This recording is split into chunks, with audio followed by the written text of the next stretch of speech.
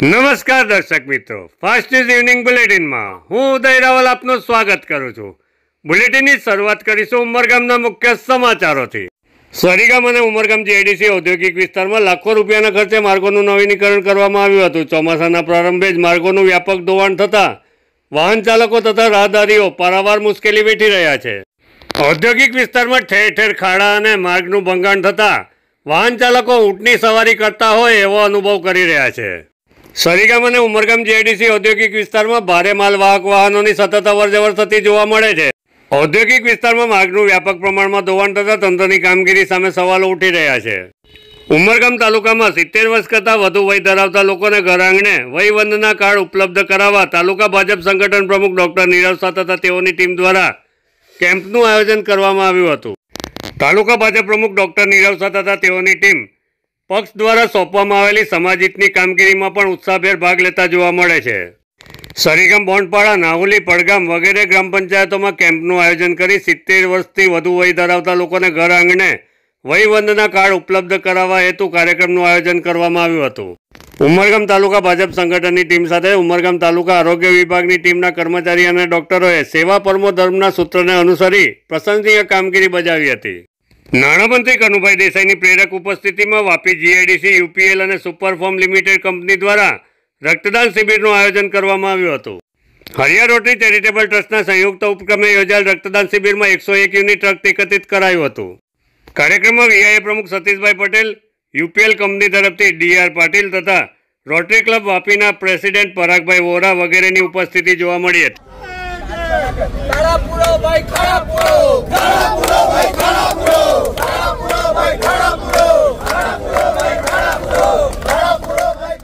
વાપી નજીકથી પસાર થતા નેશનલ હાઈવે નંબર 48ની બિસ્માર હાલતને કારણે વાહન ચાલકો અને રાહદારીઓ પારાવાર મુશ્કેલી વેઠી રહ્યા છે।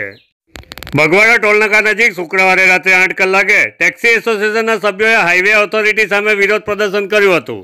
હાથમાં બેનરો લઈ રોડ નહીં તો ટોલ નહીંના નારા લગાવી નેશનલ હાઈવે ઓથોરિટી સામે નારાજગી દર્શાવી હતી। દમણ કોલેજ સામેથી દુનેટા ગામ તરફ જતા માર્ગ પર પાણી ભરાતા પંચાયત દ્વારા જેસીબી પાથરી પાણીના નિકાલ માટેની કામગીરી હાથ ધરી હતી।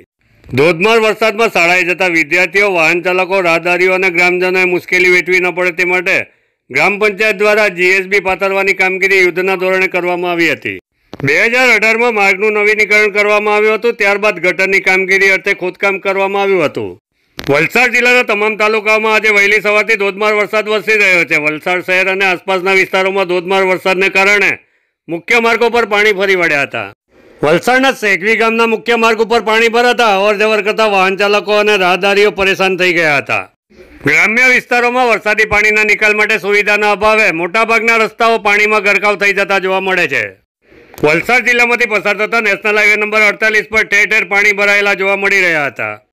હાઈવે પર પાણીનો ભરાવો થતા વાહનો ગોકળગાયની ગતિએ પસાર થતા જોવા મળ્યા હતા। ઉમરગામ તાલુકાના બિલાડ ગ્રામ પંચાયત હદ વિસ્તારમાંથી પસાર થતા નેશનલ હાઈવે નંબર 48ના માર્ગની અતિ બિસ્માર હાલતને કારણે વાહન ચાલકો પારાવાર મુશ્કેલી વેઠી રહ્યા છે। મહારાષ્ટ્ર સહિત ગુજરાતના અનેક જિલ્લાઓમાં અજીબ તરકીબથી સોનાના દાગીનાની છેતરપિંડી કરી ફરાર થઈ જતા કુખ્યાત ગેંગના માસ્ટરમાઇન્ડને વલસાડ જિલ્લા પોલીસે દબોચી લીધો છે। આરોપીની ધરપકડ બાદ વલસાડ જિલ્લા એસપી ડોક્ટર કરણરાજ વાઘેલાએ વિસ્તૃત જાણકારી આપી હતી। 2 મહિનાથી મે અને જૂન મહિનાથી વલસાડ જિલ્લાના નાના પોંડા વિસ્તાર, ધરમપુર વિસ્તાર, ઉમરગામ વિસ્તાર અને વલસાડ સિટી વિસ્તારમાં એક ચોક્કસ બાઇક ઉપર આવતા 2 માણસો, ખાસ કરીને બાઇક પણ કન્ફર્મ હતું યુનિકોર્ન બાઇક, એની પર આવતા 2 માણસો જે ગામડાના અલગ અલગ ગરીબ માણસો જે રસ્તા પરથી પસાર થતા હોય એમનો સંપર્ક કરતા હતા અને એમને વાતોમાં ભોળવતા હતા। એમને પોતાને દાન કરવાનું છે અને દાન માટે એમણે જે પોટલી લઈને ફરે છે એને સોનું અડાડવાથી એમને સુકન થશે અને એમને પુણ્ય મળશે વ્યક્તિને, એ આશયથી એમણે જે પણ વ્યક્તિએ સોનાનું પેન્ડલ પહેર્યું હોય, સોનાની ચેન પહેરી હોય, સોનાનું બ્રેસલેટ પહેર્યું હોય, એ એમની પાસેથી લઈને આ પોટલીને અડાવવાના બહાને એ લોકો નજર ચૂકવીને એ સોનાના પેન્ડલ અને સોનાની ચેન એ ચોરી લેતા હતા। આ જે બનાવ છે એવા અલગ અલગ બનાવો ધ્યાન પર આવતા ક્રાઇમ બ્રાન્ચની ટીમ અને સાથે સાથે સમગ્ર જિલ્લાની ટીમ કામે લાગેલી હતી અને આ જે વ્યક્તિ છે આરોપી મુસ્તફા ઉર્ફે બહેરામ ઇજ્જત અલી અજગર અલી સૈયદ, મુસ્તફા ઉર્ફે બહેરામ ઇજ્જત અલી અજગર અલી સૈયદ આ જે આરોપી છે એની એક ચોક્કસ હકીકત મળી હતી, એને આઈડેન્ટિફાય કરવામાં આવ્યો હતો અને ગઈકાલે આ આરોપી સવારના ટાઈમે મહારાષ્ટ્રથી બાઇક ઉપર નીકળ્યો ત્યારે સમગ્ર જિલ્લામાં નાકાબંધી કરી દેવામાં આવી હતી અને ક્રાઇમ બ્રાન્ચ દ્વારા સ્પેસિફિકલી દમણગંગા હાઈવે ઉપર રોડ બ્લોક કરીને આ આરોપીને પકડી પાડવામાં આવ્યો છે. મુસ્તફા ઉર્ફે બહેરામ સૈયદને પકડતાની સાથે વલસાડ જિલ્લાના 7 અલગ અલગ ગુનાઓ આ પ્રકારની એમોવાળા, એની સાથે સાથે ભરૂચમાં પણ આ જ પ્રકારનો ગુનો ગયા મહિને એણે કરેલો છે.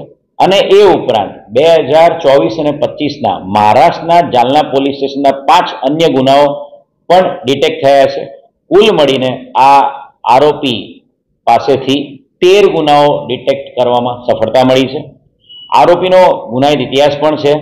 આરોપી પશ્ચિમ બંગાળના કલકત્તામાં અલગ અલગ સમયે 2017માં 3 ગુનાઓમાં અને મહારાષ્ટ્રના પૂના અને રત્નાગીરી પોલીસ સ્ટેશનમાં પણ 3 ગુનાઓમાં 2021માં પકડાયેલો છે અને ખૂબ જ રીઢો ગુનેગાર છે. દાદરાનગર હવેલીમાં વહેલી સવારથી વરસી રહેલા ધોધમાર વરસાદને કારણે નીચાણવાળા વિસ્તારોમાં પાણી ભરાયા છે. ઝંડા ચોક વિસ્તારમાં વરસાદી પાણી દુકાનમાં ભરાઈ જતા દુકાનદારો મુશ્કેલીમાં મુકાયા છે, જ્યારે સામવડની મેઇન રોડ ઉપર પાણી ભરાતા વાહન ચાલકો પરેશાન થઈ ગયા છે. દાદરાનગર હવેલી વિસ્તારમાં આજે વહેલી સવારથી 1.5 ઇંચ વરસાદ વરસ્યો છે. સિઝનનો કુલ આંક 48 ઇંચ ઉપર પહોંચ્યો છે.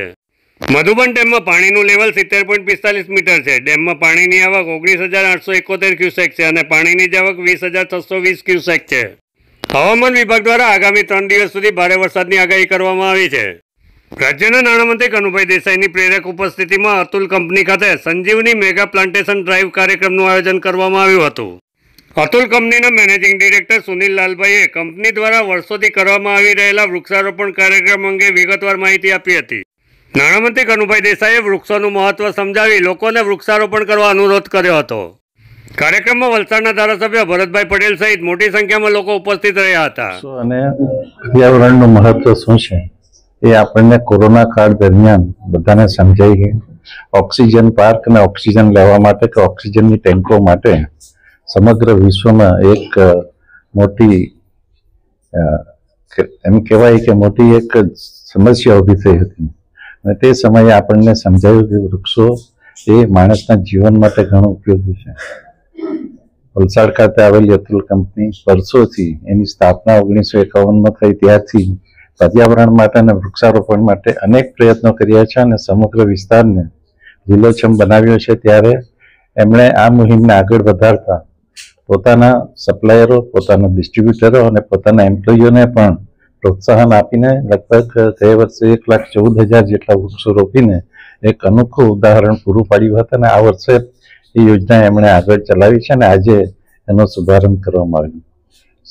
અતુલ કંપનીના ચેરમેન શ્રી સુનિલભાઈ, સ્વાતિબેન અને સર્વે અધિકારીઓને હું ધન્યવાદ આપીશ કે આવા સુંદર આયોજનમાં અને કાર્યમાં એ લોકો સમાજને અને દેશને મદદરૂપ થઈ રહ્યા છે. ફાસ્ટ ન્યૂઝ ઇવનિંગ બુલેટિનમાં આજે બસ આટલું જ. આવતીકાલે ફરી મળીશું. નમસ્કાર.